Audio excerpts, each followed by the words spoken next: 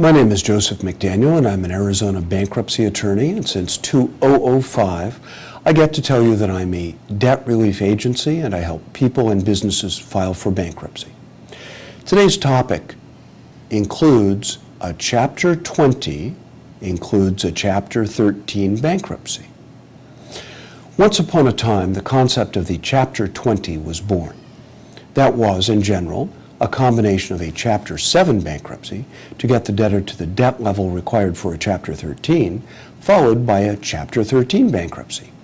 Note that the required intervals between Chapter 7 cases and Chapter 13 cases were increased by the BARF Act. The debt limits for Chapter 13 cases are located at 11 U.S.C. Section 109E, and they move around a fair amount.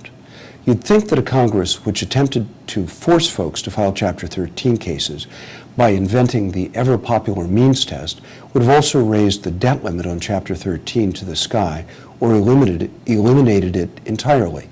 But that would have been too easy.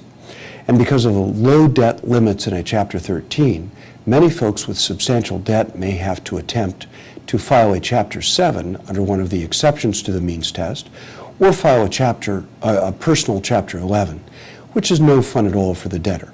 And the cost-benefit analysis for a personal Chapter 11 case is way less good than for a Chapter 7 bankruptcy. There are other exotic bankruptcy combo platters, like the Chapter 18, which is a Chapter 7 followed by a Chapter 11, but they are far less common than the good old Chapter 20, which is itself pretty rare these days because the benefits of Chapter 13 bankruptcy cases are far less favorable than they were pre-2005.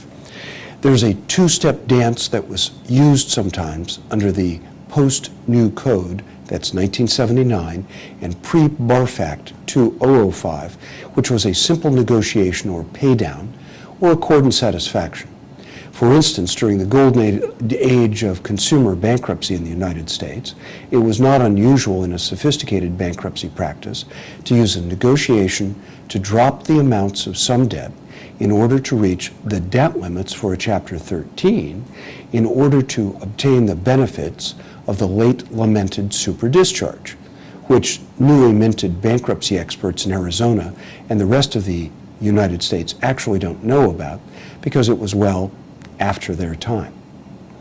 And I know a couple of guys who are experts at inventing a dispute as to a big chunk of debt in order that the debtor passed under the bar for a Chapter 13 because the debt limits there were undisputed debt.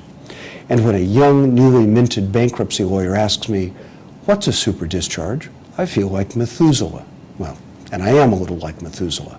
On the other hand, I feel that way when I put on my tie and look in the mirror, so I don't blame the kids very much.